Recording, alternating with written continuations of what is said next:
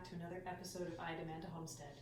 My name is Amanda, and today we're going to be doing our second in our set of different dried pork, cured pork meats. The first set of videos we did was on how to make a copa, which is a cut of the neck or the shoulder of the pig, which kind of, when you slice it thin, is very, very similar to a prosciutto. If you don't mind me saying so, other people will probably disagree, but so anyway, today what we're going to do is we're going to talk about how to dry cure a pork cheek, to make what the Italians call guanciale. Guanciale, I can never say it right. Anyway, so what we have to start with is the cheek of a pig. So what we ended up doing is we bought a whole pig from a farmer who then took it to a local kind of abattoir to process it for us. And we asked for certain cuts that we wanted, which was including the cheek or the jowl, which has the skin on still, which is what we want. And then you can kind of see here, if I bring it nice and close, you can see the cut a lot better here, right? So it almost looks very similar to like a bacon. Very, very similar, because it's got this beautiful layer of fat as well as this layer of kind of meat here, right? So, and then you can kind of see the skin on here. When this is cured, it is used very much like another cut called a pancetta, which is a dry cured bacon, which you can use in a couple of different ways. You can either have it cooked or uncooked. If you want it uncooked, you need to let it dry a little bit less. If you want to have it if you want to have it cooked, you need to have it, you don't have to dry it quite as long. If you want to just eat it just as is, then you need to make sure that it dries long enough to lose 30% of its weight. All right, so and then this can be used kind of any way that you would use pancetta. You can also slice it really thin. You can have it on your charcuterie board, you know, on top of some bread. You can wrap dates with this and then put it on the barbecue or in the oven. And it's a very kind of lovely, versatile cured meat that you really don't hear too much about outside of probably Italy. So, in addition to our nice cut of pork here, we're also going to need some sea salt. So this can be sea salt, it can be kosher salt, anything as long as it's not iodized table salt. Okay, the iodine actually interferes with the growth of some of the good bacteria that we want to form on this while it's dry curing. So we need the salt.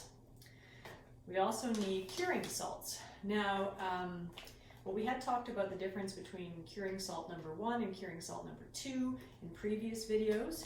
If you're planning on using this only in recipes where it's going to be cooked, then you can use a curing salt number 1, because you're only going to be drying it for a short period of time.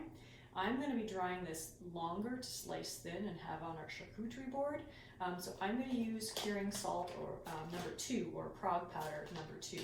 Difference is prog powder number 1, or curing salt number 1, kind of interchangeable, has salt and nitrite, which is, the nitrite breaks down into different compounds, which is good for combating bad bacteria such as botulism.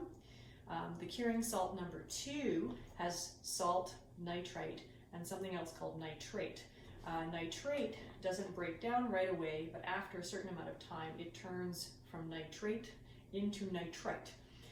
So basically, it's kind of like a little reserve of nitrates so that it will kind of last longer and keep those bad bacteria like botulism away. So because I'm going to dry cure this a little bit longer, I want the curing salts number 2, which I have.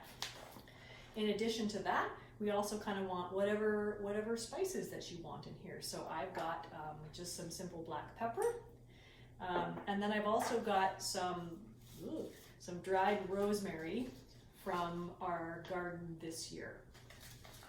And I'm going to use that as well. So what we actually need to do when we think about kind of how much of each thing we're going to need is we need to do this by weight. I've seen a lot of recipes where you kind of need to weigh this exactly, and it has to weigh exactly 500 grams, and then you have to have exactly a certain number of weights of your salts and spices. I prefer to do it as percentages of weight. so that way it doesn't really matter how much my initial cut weighs. I can always calculate how much of everything I need.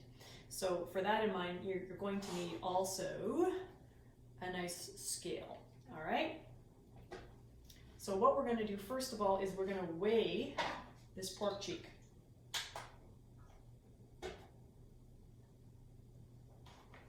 I'm going to put my plate on here, and then I'm going to zero my scale. I'm going to zero my scale. Okay, there we go.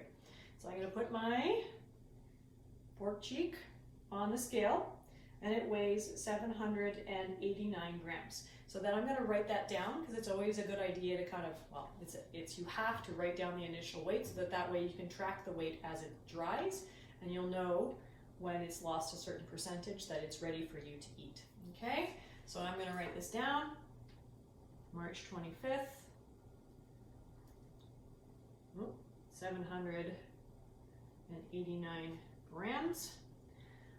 So then I know that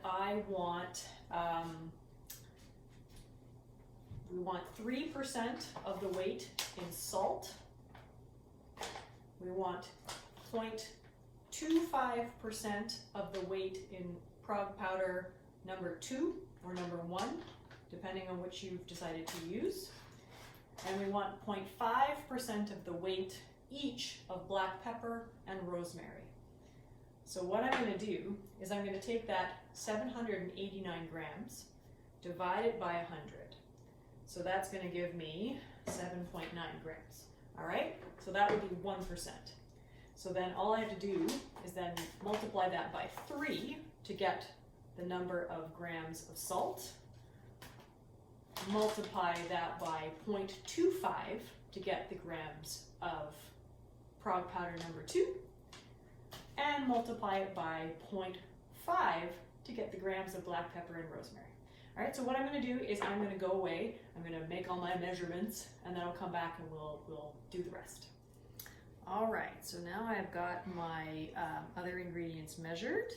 So I have for my 3% salt, that ends up for our 789 gram pork cheek, that ends up being 24 grams of salt. So I'm just going to put this into just like a cereal bowl. You can kind of see how much that is, right? Then I'm going to add in my 0.25% of the cure number 2, which is only 2 grams. So if you watch me kind of pour this in, you can see how much that is. Very, very little, okay? Little goes a long way. And then I've got in here my 0.5% of both black pepper and rosemary. So that ends up being 4 grams each. So I'm just going to put that into the bowl as well. Okay. And what we're going to do is we're just going to mix all that up to make sure that it's all nicely combined. All right, because we want to make sure that everything is equal in there. All right. Smells lovely. Then what I'm going to do is I'm going to put in my pork cheek. I'm going to put it kind of the meat side up, skin side down for now. Bring it a little closer so you guys can see. All right, and then I'm going to put my salt on here. All right, I'm going to make sure I get in all the crevices all the way around. Later on, after it's been in the fridge for a couple of weeks, we can actually trim off any rough edges because that's where bacteria might want to start growing. But for now, I'm just going to try and pack it around as best I can. Okay.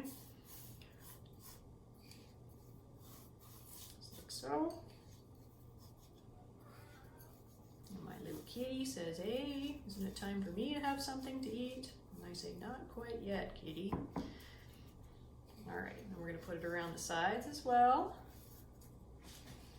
Other side here too, and I'm going to again kind of get my fingers right in any kind of little corners or uneven places, because you want to make sure that the salt and the cure is in contact with everything. Kind of just take that down with my fingers. All right, flip it over, and this is the skin side. I am going to put some on here as well, just to kind of make sure that no bacteria is growing on there. It really won't draw out much moisture, but it'll just keep it from growing any bacteria. Right? So then what I'm going to do is I'm going to flip it over, kind of gather up any of the salt and the spices that didn't kind of get put on here, and then I'm going to try and just smear them on, dig them in here. So what's going to happen then after this is we're going to put this into the fridge for 2 or 3 weeks. Again, because we've measured the salt, it doesn't matter if I leave it in the fridge a little bit longer because it's not going to get over salted. If I had just packed this with salt around, then you kind of need to care about it a little bit more, but this way is a little bit easier. So here you can kind of see that it's covered in salt now, pretty much everywhere. Again, just make sure that you've got it all covered. You're happy with that. So then what will happen as it is in the fridge, I'm gonna vacuum seal it. You can just pack it tightly in like a Ziploc bag or something like that, because you want to make sure that the salt always stays in contact with the meat. And then what will happen then is the salt will actually draw out moisture, water, from the meat and will form kind of like a brine around it. All right, so that's going to help.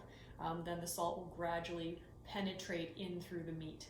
And you only need about a week of curing in the fridge for every inch of thickness of the meat. So this, because it's not going to seep in through the skin, so really it's like an inch and a bit probably. So like a week or two, probably like 2 weeks at least, would be enough for this. So I'll leave it for two or 3 weeks again. But as I said, because it's exactly measured for the weight of this, you're not going to over salt it. All right, so now what I'm going to do is I'm going to pack that into a Ziploc bag. Into a vacuum sealed bag, and then I'll come back and we'll talk a little bit more about how to proceed. So here is our beautiful pork cheek. It's all happy with its cure now. Okay, ready to go into the fridge for about 2 or 3 weeks. And then what we'll do is afterwards, we will take it out of this. We'll wash off the extra salt and spices because that will have penetrated into here, and then we're going to hang this up in our curing chamber. For us, that's our root cellar. You're going to look to kind of cure this at a temperature somewhere between 10 and 15 degrees, or about 70 and about 75% humidity. We talk a little bit more about how to achieve that in other videos. So for us, we use our root cellar, and the temperature is about right for us, usually in the fall and then again in the spring. So this is March, so we're doing our kind of spring meat curing.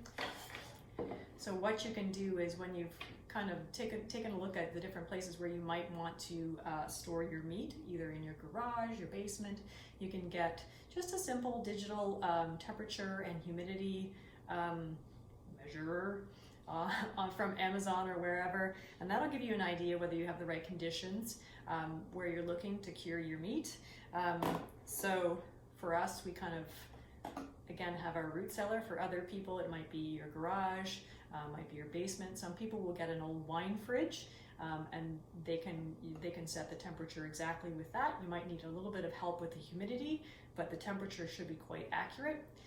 What I do for the humidity in our root cellar is I have this, which measures the humidity. This is called, it's Willhi brand, Willhi. I'll put that in the description. Willhi.com. I just got this off of Amazon, and what it does is it has a probe which measures the humidity in the area, and then you can set it for a certain humidity range, and then if it drops down too low, it's got this plug here where I plug in just a basic humidifier, not a digital one, nothing fancy at all. You want one that's just like a plug and go. So as soon as the power turns onto it, the humidifier goes and it humidifies the area that it's in until it reaches the set humidity level, and then it turns it off. So this is really, really simple, basic, pretty easy way if you want to get into curing meats and you want to kind of adjust your humidity. Again, you can do it with a pan of salted water if you're just starting out, but if you're like finding that you want to get a little bit more serious, this is not that expensive. I think I got it for like $50 or something. Maybe it's less, I don't remember. But anyway, So this can be a nice little gadget to kind of make sure that you're keeping your humidity exactly where you want. So thank you for joining me on another episode of I Demand Homestead. And we're going to see you again in a couple of weeks, 2 or 3 weeks, where we'll take this out, we'll get it ready to hang up in our root cellar to start dry curing it, and then afterwards you'll be able to see kind of what it looks like when we slice this thing up, and I'm super excited about that. So if you've enjoyed this video, please feel free to press the subscribe button, and we'll see you another time. All right, have a great day. Bye-bye.